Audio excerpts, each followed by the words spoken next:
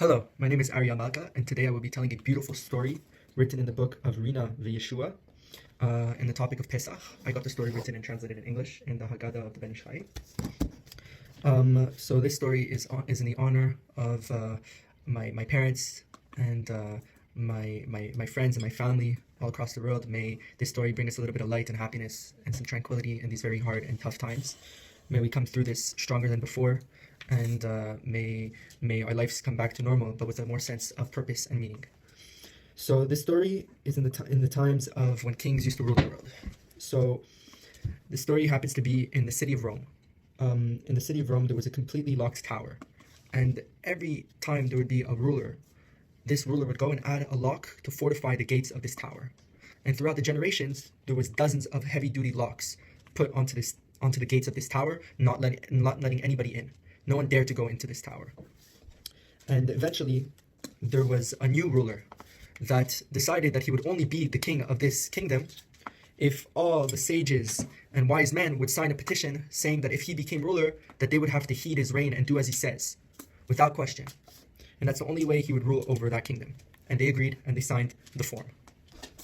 Some time has passed, and eventually this king calls his wise men and says, I want the locks on the gates of this tower to be removed as soon as possible. And all of a sudden, they started giving him a little bit of a tough face, kind of like disagreeing with him and as if they're not going to do as he says. So he had to say with stern judgment that if they don't heed his words, that they would be considered as people who rebelled against the king and will be put to death. And so by that, frightened, they decided that they would remove the locks from the gates of this tower. All of a sudden, they call the ironsmiths, they get the locks removed. The king is at the gate, and he's about to enter. He opens the door, steps inside, and nothing happens. He doesn't seem to feel differently. Eventually takes a few steps inside, and in amazement, the whole room is filled with gems, jewels, crystals, treasure. Everything you can imagine of value is in that room. And this room is not only a room, that it is actually many rooms, and has long hallways on each side, spanning the size of hundreds of feet, just filled with diamonds and jewels and gold and goblets and everything you could think of. And with amazement, they don't understand where all this treasure came from, but they understand that it's old money, and it was stored there from many generations ago. Eventually, they're looking through the treasure, and they find this big gold box, and the king opens it, and in amazement, he sees a bunch of herbs, hundreds of different herbs placed in this box, and they weren't dried out, they were fresh as if they were picked the day before. And with astonishment, he takes this box, he leaves this room, puts a lock on it, sends a few guards to watch over this room, and he goes back to his kingdom, goes back to his castle, he sits back on his throne, and he demands to know the reason of what is in this box, why is it there, who put it there, what is going on. So he looks around and he asks all the wise men, and no one gives him an answer. Frustrated, he slams on the table and he says, I want an answer now. If you can't give it to me, I'm going to put you all to death. And with confusion and frightenedness and just all sorts of negative feelings and a fear of losing their lives, they decide to beg the king for 30 days to bring him an answer. And the king agrees. And so eventually they're searching for an answer. They go to the far ends of the world, all the way to the other end of the planet, and they're asking everybody, all the wise men of every kingdom, if they know the answer to what's in this box. If someone could give them a kind of answer. And they told them, if we don't get an answer by the 30th day, our king is going to put us to death. And we don't want that. We don't want to die. Please help us. And no one could bring them an answer. So eventually, there was in that same kingdom, there was an old man. And this old man had 7 children, 7 boys.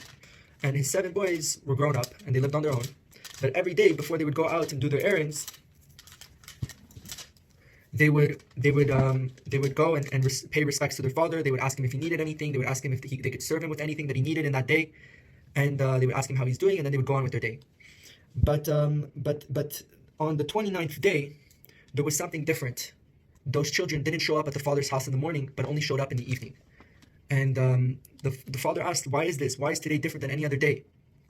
And we learn that day was different because basically the community designated that day as a fast day to maybe atone for their sins, and maybe the king will change his harsh decree and save the lives of the wise men of the city. So the children didn't show up that day because they were busy fasting. So the children told the father what's going on with this box. And eventually the old man said, take me to the king. I know the answer to the secrets of what's in this box. So they are glad. The children have a happy heart and they're completely relieved. So the next day they wake up early, they bring the father to the king. And the old man says to the king, hear my words, O king. As you know, one of the ancient monarchs, the fourth generation of Eliphaz, the son of Esav, he picked 600,000 kinds of herbs corresponding to the 600,000 souls of the children of Israel. He placed the herbs in this box and cast a magic spell over them, saying that as long as these herbs remain moist, Israel will remain in the world. But if the herbs dry out, it is an omen that the name of the nation of Israel will be blotted out from this world. And the king was shocked. But then the old man had more to say. He said, even more so, there's something else with this box that you don't know. That if you place it in the home of a Jew, and the Pesach meal takes place, then the moment of Kiddush, there will be a great creature that will rise up from this box, and it will uproot Israel from the world. So the king heeded the old man's words, and he decided to release the wise men from his decree, and they were saved. But that was not all. He was very curious, and he wanted to see if this was true, if he could put this all into action himself. So he devised a plan. He called a bunch of goldsmiths, the best of the kingdom, and asked them if they could create the identical version of this box, this gold box. And so that's what they did. And he filled the box with a bunch of jewels, rubies, gems, diamonds, gold bars, everything that is of value. And he brought it to the big Rav of the kingdom.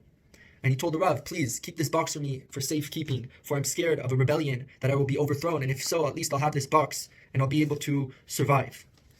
And so the Rav said, of course, king, I will keep this for you. And the king opened the box to show him what was in it. He said, you better watch out. Keep this box near to you like the apple of your eye. Keep it wherever you go. And he saw the gems and everything, and he understood the importance of keeping the box safe. But that the king had sleight of hand. While he was explaining to the big Rav what to do with the box, he switched the boxes. And he gave the box of herbs to the Rav, and he took back his box of gems. Eventually, a few weeks passes, and Passover comes about. And Passover comes about. Everything, there was a Pesach cleaning, there was the nullification of the chametz, the selling of the chametz, the preparation for the meal. Eventually, everybody is around the table, and the big Rav took the Seder plate, and he put the box, the gold box, in the middle of the table, and the Seder plate on top of it. And when the Rav returned from the synagogue, he decided to make Kiddush over the wine, and he heard a voice announcing, "Blessed is the true judge. There is chametz in the house."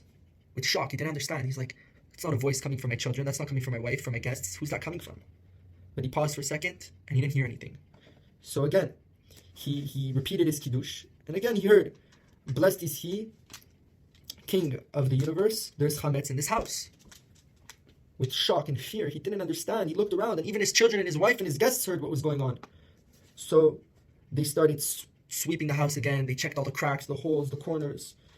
And eventually, they found no chametz. But to make sure that they weren't going crazy, they called over some of the community to do Kiddush with them in the house and see what they heard. And eventually, again, he picks up the Kiddush cup to do Kiddush, and he hears the same thing. Blessed is the true judge, there is chametz in this house. The only place he hadn't checked was in the box filled with what he thought was gems, gold, and diamonds.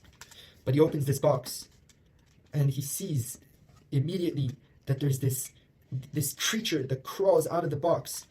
And the people didn't know what this was, and they started beating it and hitting it and throwing everything they could at this creature. But it just wouldn't stop moving, and it wouldn't die, and it wouldn't cease to exist. And they knew, the Rav knew that this creature was evil. And so they cried out to Hashem, and they begged him fearfully. They said, please Hashem, the Holy One, blessed is he. Please rid us from this evil. And eventually the Holy One heard their supplications. A divine voice cried out saying, the Rav should mentally outline a certain holy name upon the creature's head, a different name upon its heart, and a different name upon its body. And this will help. Immediately, he outlined the first name on its head, and he saw that this creature was turning, his skin was starting to peel. Eventually, he outlined it on his heart, and his body started to sag. And eventually, he outlined it on his heart and his body, and poof, it disappeared. And with great joy and cheer, the Jews were saved from this potential huge tragedy. And they thanked Hashem for blotting out this evil spirit from the world. They continued with their Pesach Seder with more love and fear of Hashem than ever before. Eventually, the next day, the king sent for the Rav, asking him to return the box.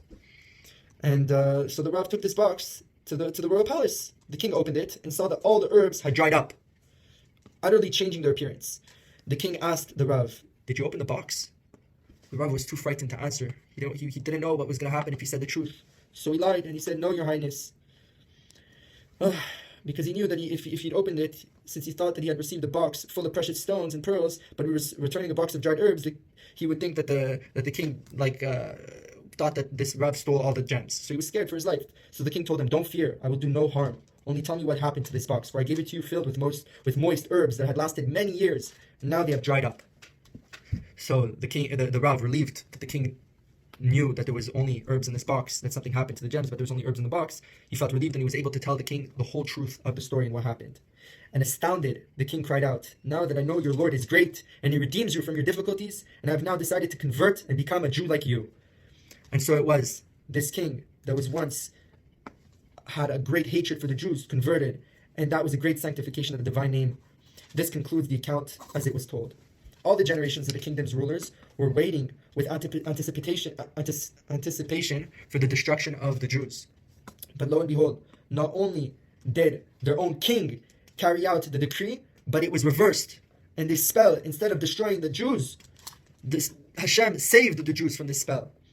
And instead of bringing the destruction of God's people, it brought them salvation. And they were saved by the hand of Hashem. The evil spirit would be utterly destroyed by the king himself, by his plot. It actually turned around to prove how Hashem was here to save all of Am Yisrael and to be there for us. And this is a beautiful story that I learned, and I wanted to share it with you guys today. So I want to wish you all a Shavua Tov, a happy Passover. I know that we all expect it to be in different places for Passover, but that's to show us that we're not in control and we don't have any power into what will be. We only have power for our own actions, our own words, and we should know that this time is to spend with the ones closest to us, to get to know each other more and in depth, and learn to be okay with what's going on, to accept what's going on. We don't need to necessarily like it or see it in such a way, but we can know that it's all from Hashem, and that we should all be healthy and happy, and we should come out of this coronavirus with a strength never seen before. And I wish you all a great day.